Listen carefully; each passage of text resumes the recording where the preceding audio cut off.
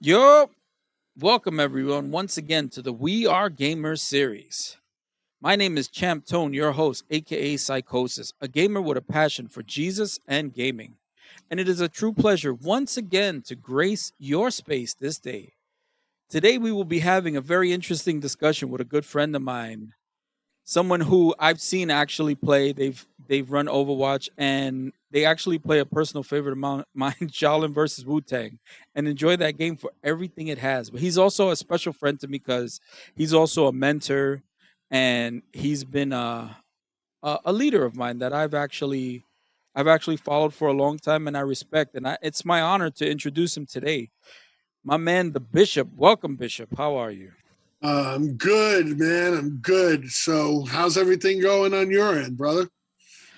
Things are good, aside from not being able to see and you know, just everything else has just been hanging in there. So if you don't mind just telling us your first name. Okay, my name is Steve Martino. I don't mind throwing out my last name out there. All right.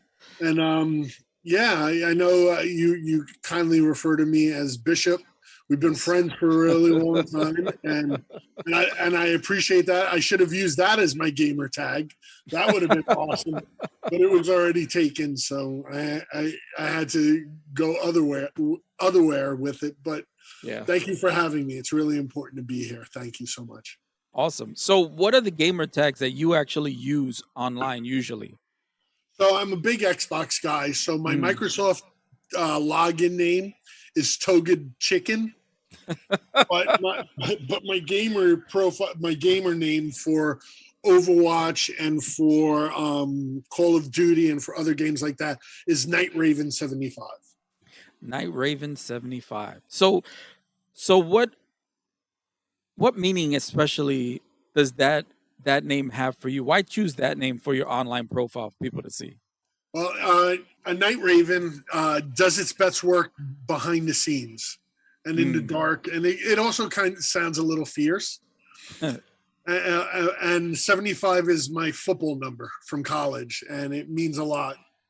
And Oh, so okay. putting them both together, it just is a reminiscent, a little bit of my past, but it's also how I like to try and play. I don't like to be, Mm. um, the loud one. I just kind of like to just do my job, do Mhm. what needs to be done, and before you realize it, I got you. Nice. That's cool. That's cool.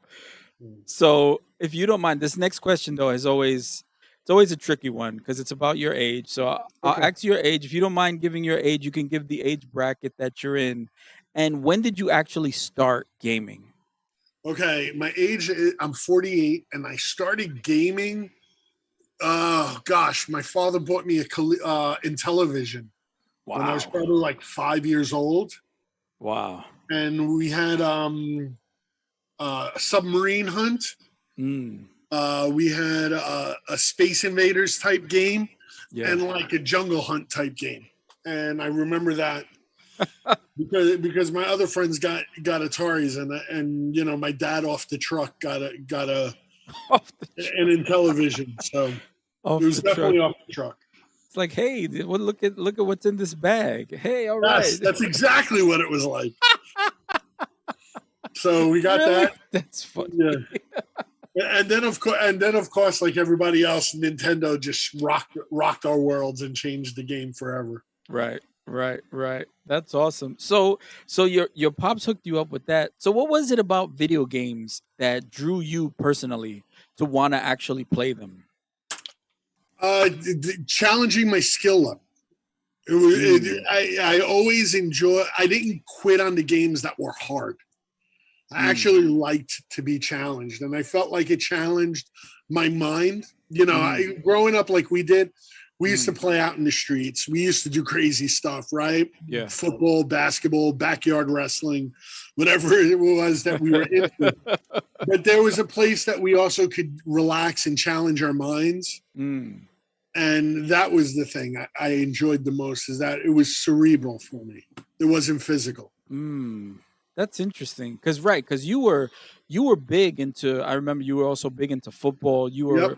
And you grew up in that space where games just started Yeah, becoming a thing. It wasn't how it's so mainstream now, which is correct. interesting. So how was your family's reaction when they saw you start gaming? I mean, was it, because this is an interesting, because depending on the family dynamic, I know some families were full steam ahead. Others, they are like, okay, we need to limit you because we see what you're doing. Or some people just flat out hated it. What was your family's initial Um, reaction? Initial reaction was, like I said, my family's initial reaction was because my dad got it. Mm, It was my dad, of course, was kind of like 100% in. My mom, culturally, my parents are my mom especially are migrants. They migrated from Puerto Rico to New right, York City, right. so there is a degree of cultural misunderstanding. What do you mean? No, meaning like growing up, everything was you were outside, Okay. especially during the summer. Hmm. Being home was no. You got to go outside. You got, and when we started Mm, staying in because of the games, hmm. it kind of made it feel like, in one end they loved it because we were quiet and we were busy, Hmm. but in the other end we were doing something that culturally they were not really understanding, Mm. and they thought could become detrimental. Interesting. All right, so that actually will lead into this next question. So, if you don't mind, just letting us know, about your personal heritage and your cultural background in a bit more detail. All right, sure. So do I say I guess I'm New Yorican, right? That's what we I would mean, call it. That's the best way I could put it. That's where mm, my family is from. That's where right. they extended. My dad is from Harlem. My Hmm. mom's from Puerto Rico, Hmm. and I grew up in um, that kind of cultural world. For those of us that understand it, for Right. those of us that not, I can explain it the best I can, but you still won't get it. Um, you know, we grew up. Tight Uh, spaces and. yeah, we grew up. You know, good Catholics, Hmm. good uh, Latinos. We just grew up how we thought life was supposed to be. So we didn't Mm, really. There was no challenging um, societal norms and social structures. We mm, just kind of lived life and dealt with the construct of life around us. mm, So, everyone else around us was white Americans. hmm. So for me growing up, the bigger cultural difference was when I was outside of my house, not when I was inside of my house. Right. When I was inside of my house, I felt safe. I felt protected. I felt Mm, like everything was normal and natural. When I was outside of the house, that's where, certain societal issues came up, mm, whether it was language barriers or people speaking, hmm, my family hmm. speaking Spanish to me and stuff like that, or my food. I mean, I was called rice and beans for forever growing up because Oof. kids didn't understand it. Wow. So Yeah. that's interesting. So hearing about that, hearing about, especially with the Spanish cultural background, Yeah. on your own gaming experience, was there any positive or negative impact that your culture had on your own personal gaming experience? Yeah. That's a great question. Mm, And I love the fact that you said what kind of what impact did gaming have on my cultural experience, and gaming um, actually helped me to become cross cultural. So for gaming for me was mm, not just gaming on some type of system, mm-hmm, but gaming was also when I went to the pizzeria and they had video games, the arcades, the right, right, arcade. right. So when we would go down the block, to the pizzeria next to the bodega and stuff like Yeah. that, they had Pac-Man, they had Joust, they had Centipede, they had Galaga. So it Mm, became a social construct where we would hang out around there, put your quarter, on the screen, wait your turn, and we would actually interact. And it actually became a cross-cultural platform where I met kids from all different backgrounds that we were brought together by the same passion. So it actually helped create relationships. Gaming actually helped me embrace other people and myself be embraced by other cultures and other people. It spoke a cross-cultural language. Yes. Yes. Yeah, it definitely, it's funny you mentioned you're the first person on this series to actually mention the quarters on the arcade. I was hoping somebody would mention that because I remember doing that too and nobody touched it. Yeah, but that's how for me, being in my age bracket, that's how I was shaped. Right. That's how I was molded, Right. going to the arcade, going to somewhere. Right. And it's not like growing up in New York City, bro, outside of like Coney Island. I grew up on Staten Island. So we had Sand Lane. On Sand Lane, there was a huge arcade that was there. So, it was something that we looked forward to. It was a destination. It was not like somewhere you would just, and you had to save your money. Right. You had to say, so for me, the money I made doing papers or washing cars or mowing the lawn, I would use and put aside so I could go to the arcade and play video games with my friends. Right. Yeah, that is so cool. That's such a great memory and experience, dog. Because I remember those after church we would go to the pizzeria, and it was always the pizzeria, right? Always the pizzeria. Always the pizzerias. They all had arcades, and they didn't really need them because people went there to get pizza. You know, in New York, if you have, and this is so unique to New York, you have 4 different pizzerias on one corner, literally on each corner. You would probably go to each one. You had your favorite, and then they all made business though. There was always one that one person preferred over the other, and they all had arcades in them. They all had arcades. The best is when you knew that different pizzerias had different arcades. So you actually started to go to different ones, like the one that had the Street Fighter 2. Exactly. Or you would go to the one that had the Neo Geo games, remember? When Mortal Kombat came out, we lost our minds. At 14, 15 years old, just hours at Mortal Kombat on one quarter, trying to go through all 16. It was crazy. Right. And I love the point about and this is a point that has come up so many different times, and it's such a good point about how you put your quarter on the screen, and regardless of the game you're playing, especially if it was a multiplayer game, nobody fussed about who you were unless you had beef with the person. But even then, if they knew you were good at games, whatever beef you had went out the window while you guys were double teaming in like Final Fight or something like that. And, you remember the Teenage Mutant Ninja Turtles game or the X-Men game where you could put 4 people at the same time? Oh, the X-Men game. That is a perfect example. Yeah. And you wanted 4 players. And if you had beef with a dude, as long as they got in and contributed. But what you hated, that's right. But what made beef with the dude was when they'd be selfish. Right. They would take all the chickens. They would take all you got 1 bar of power left. They got 3. But because they took the life because they wanted 4 and let you die. They get the extra life. I know. And that's when you got the beat down in the back of the pizzeria.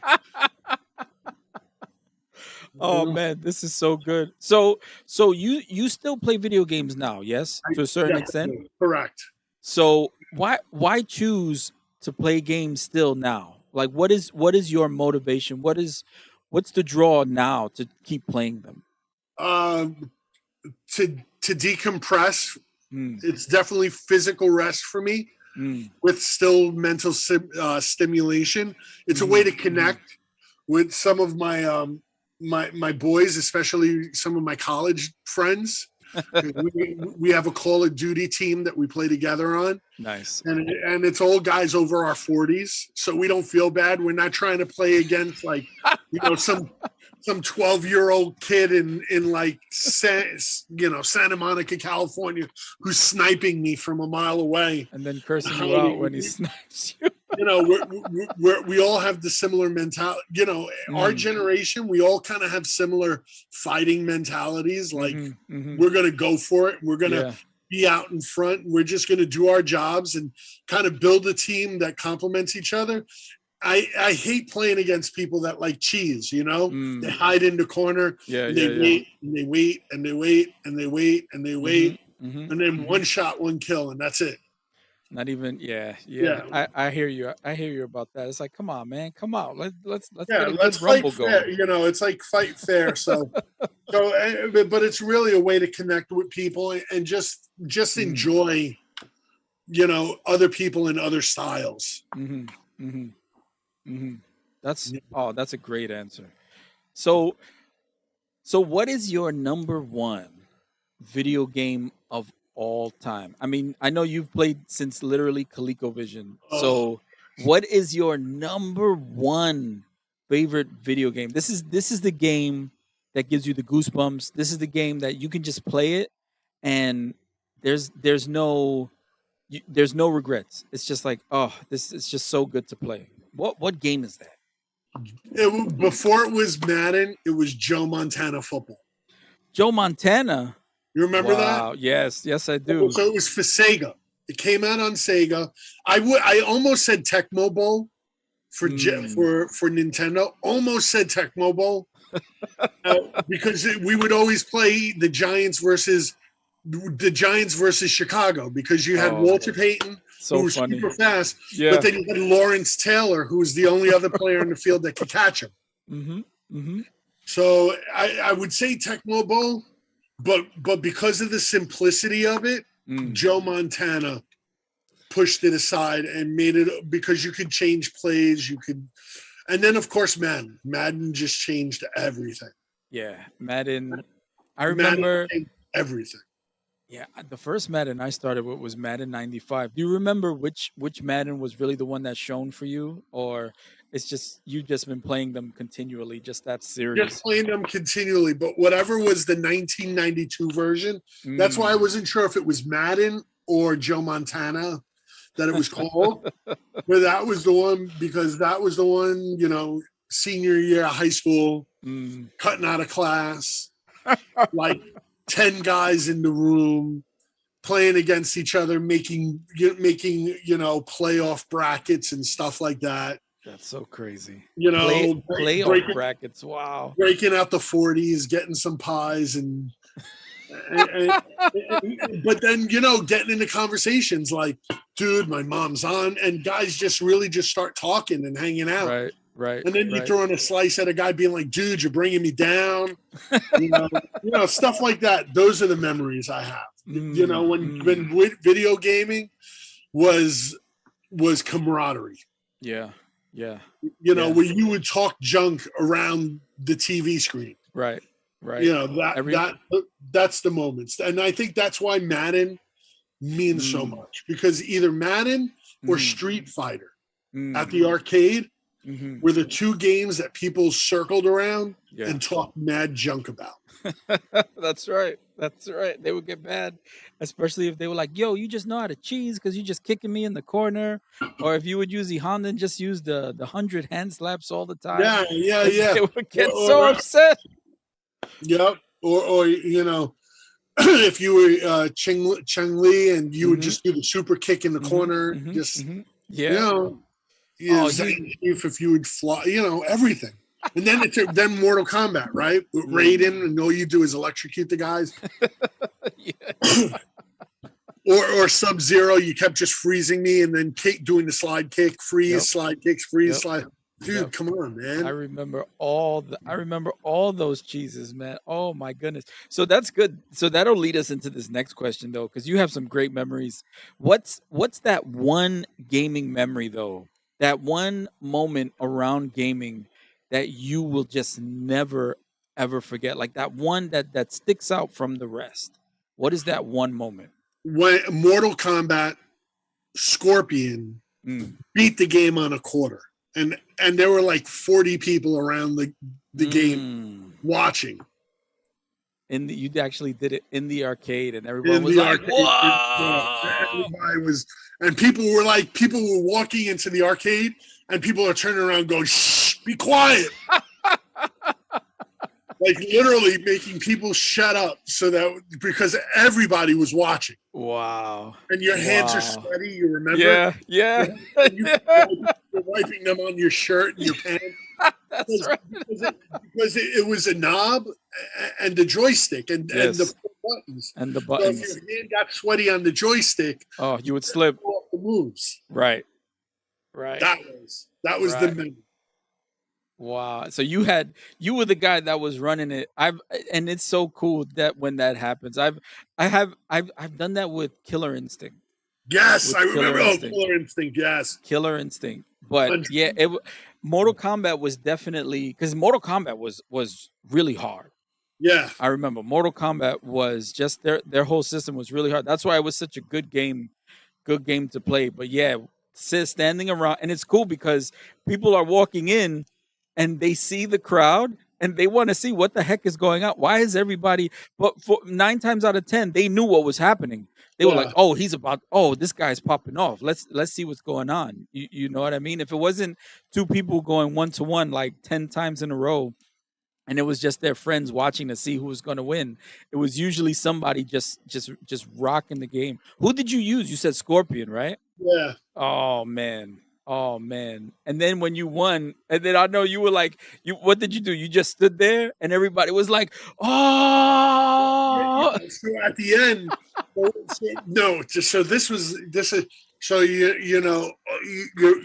you're battling. I forgot the last guy's name. I know who he is. I forget what, Shang Tzu or something like that. Shang Tsung. Yeah. I'm fighting him, and I messed up. I beat him, and I went to finish him. And I was so pumped up that I couldn't finish him. You missed it. So you messed up the input. Oh man! Instead of everybody cheering, everybody at the same time went, "Oh! Oh no! Oh no! Oh no!" Because they were ready, and then you like start walking over like you're about to do it, but you're so nervous. Yes. No, I'll never forget. So nervous. Oh man! Wow! I was so nervous. I was shaking. Wow! And I couldn't pull off the finishing move. Oh man, that's an amazing. That's actually a really cool memory. Not for nothing. Yeah, that's a cool memory. Oh man! All right, so we're winding down, heading towards the end, and we got this next question, and this should be a good question for you because you've literally seen technology evolve, especially with gaming, from the onset. You know, like you're. I mean, I'm in that group too that we've seen it because I've also played on the ColecoVision Atari, and literally every console and have just kept up to speed with technology and PC gaming. So, how do you feel? You know, this is more of a technical-ish question. How do you feel the actual evolution of technology has impacted your own gaming experience? Has it been in a positive, a negative? Has it been both? I mean, how do you feel that evolution of technology has just impacted it? That's a great question, and I'm going to say both. And here's my answer. Because first of all, forgive me because I forgot to mention one of the top games that ever shaped me. Because we had trophies, we had T-shirts made. Twisted Metal 2. Oh, for PlayStation. Twisted Metal 2 was another game changer. Wow. But as technology got better, Twisted Metal 2 didn't get better. That's why I thought of it. Because here was a game that I loved in its inception. Twisted Metal was okay. Twisted Metal 2 was a game changer. And then Twisted Metal 3 and Twisted Metal Black and all that other stuff didn't translate as well as the technology got better. The game got worse. Oh, okay. I see what you mean. So for something like that, that's something that was a game that was so memorable. I even bought the PSP handheld because it had Twisted Metal on. Yeah. And you know, to try and play it and to recapture it, as technology got better, it didn't recapture it. But for other games like Overwatch, like Call of Duty, like those type, Battlefield, you know, it's great. You know, even technology kind of is starting to hurt Madden Really? How so? because everybody's like supered up. Either everybody is supered up or everybody is like undervalued. You mean the players, right? Because now it's Right. different where you can Right. actually have the players, but don't they have it now that you can actually get the players based on their actual real life stats? Yeah, but you can make super teams. You could do other. You Oh, know, okay, okay. back in the day, you had your team. That was Hmm. your team. Right, right, right, And if they sucked, they sucked. If they were right. good, they were good. And that was it. And now people can put their favorite players on teams and stuff Mm, like that, like NBA Live. hmm, hmm. When we first started NBA, we had, you know, double dribble.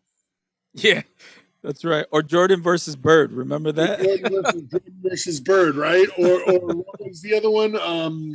The Street Bowl game where you would be, and he's on fire, and Oh, NBA Jam. Yes. yeah, the NBA Jam, and we would play that. We were cool, and on NBA Jams, you couldn't mix and match the teams. They Right. never had Jordan as a playable character. All this stuff, right?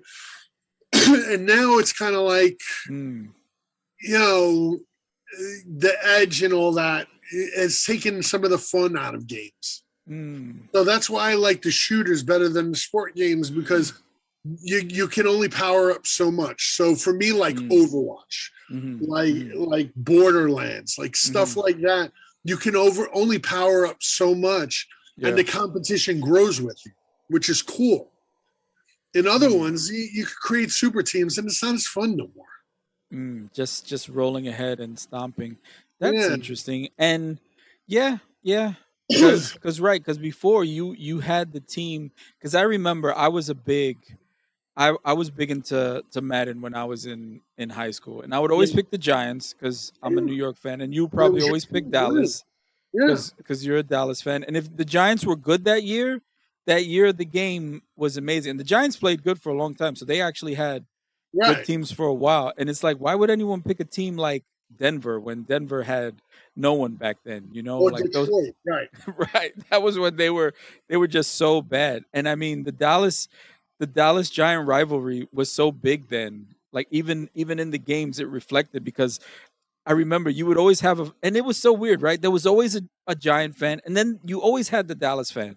And it Right. was like, yeah, I'm gonna pick my team and we're gonna beat you. And like you were saying before, when you were with your college buddies and everything, just like the smack talk that you would have, and it would Yeah, and it's wild because even through that, I also like the point that you made about leading towards just like other it would lead towards other discussions though because it would literally calm people down because they're just so chill in the gaming mode, whereas now it's like, oh, my team's going to play yours, but yet you see their team and like every stat bar on the team is at max. It's like, come on, dude, this right.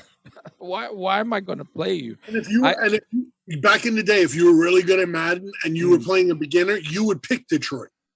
right, right, Like you would pick a sucky team to make it competitive right, right. because it wasn't fun blowing the guy out. Right? Because if you could beat them with the junk team, then Yeah, you were really good. And yeah, exactly. yeah. Exactly. And that's how you would test your skills. You would Right. pick worse and worse characters. You would Mm-hmm. pick weaker and weaker characters. Mm-hmm. Mm-hmm. And if you could beat the game with the weakest character, you Mm, were like mm, the man. You know, mm, even now that affects my gaming. Like mm. the characters I pick and the weapons I pick and the things Yeah. I pick Yeah. are basically, you know, to challenge me, not to beat everybody. Mm, You know, mm, and so the weapons I would pick and the weapons like Borderlands, right? mm, Love Borderlands because it's an mm. open concept arena. Yeah.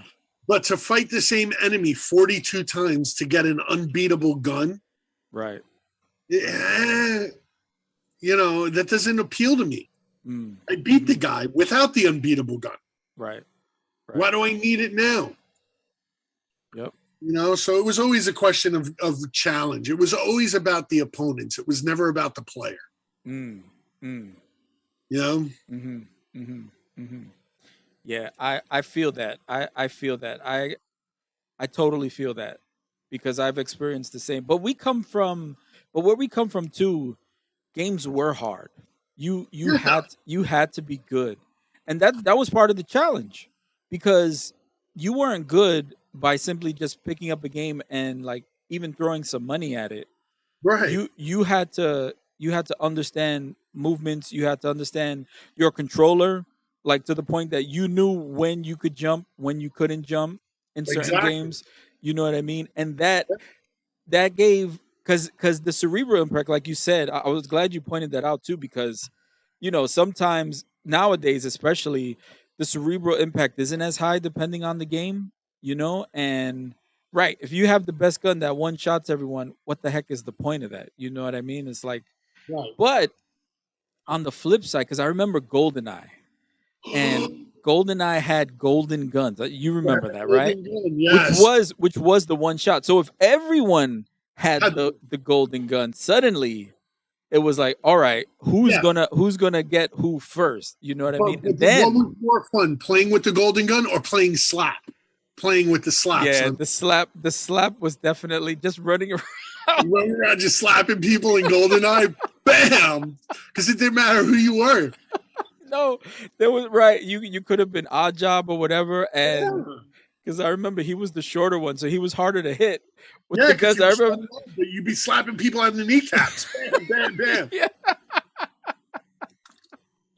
Oh man, that is so good, Bishop. Oh, this was so good. This was Thank you. amazing. Thank you You're welcome. very very much. We're at our time here today, Can I just and close with one thing? yeah, what's up? Up, up, down, down, left, right, left, right. A, start. That's right. And boom, you got a million lives, or you're fully powered up, or yes, No, awesome. Nintendo That's ruined it all. I know, I know. Well, you know what I think ruined it? The Game Genie. Oh, I was not a fan when I saw that. I was like, what? You can cheat now, and it's like cool to anyway. buy That's a something that helps you cheat. yeah. That was and I feel like that is kind of where things have led to on the negative side. But there's been positive too. But that's definitely a discussion for another episode. Yeah, Sykosys. Thank you, my man. I Thank appreciate it. you, thank you, Bishop. Thank you for joining us. It is an honor. It You was know, great. you've been, and I want to say this. I want to say this. Publicly, how we've been through a lot, especially these last few years. With all the issues that I've actually been going, and you've been such a good support for me personally. You continue to mentor me, even though I've been probably the most whiny, just negative, just it's been rough, but you've been there for me, and I really appreciate it. Even if there are days that I seem like the most just annoying person on the earth, and I understand that. And but thank you, thank you, thank you. But everyone, thank you for listening. Thank you for tuning in once again. Thank you for letting us grace your space this day. Remember, you are awesome. Jesus loves you, and ganadora.